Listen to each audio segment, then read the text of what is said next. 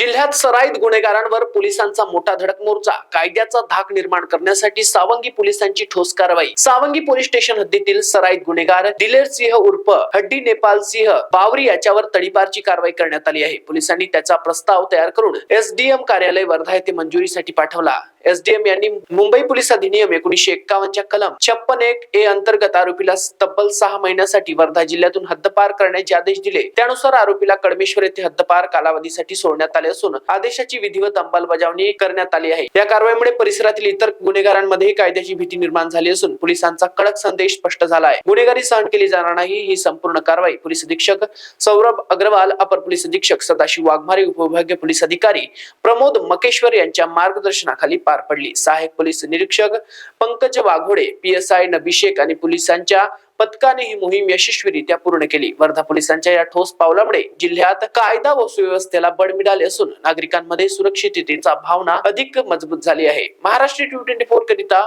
संतोष देशमुख, वर्धा। विकास पुरुष कार्यसम्राट आमचे नेते तडफदार आमदार माननीय श्री राजूभाऊ बकाने यांना वाढदिवसाच्या हार्दिक शुभेच्छा। शुभेच्छुक संदीप सिंग ठाकूर, नगरसेवक प्रवीण जुगल किशोर पनिया।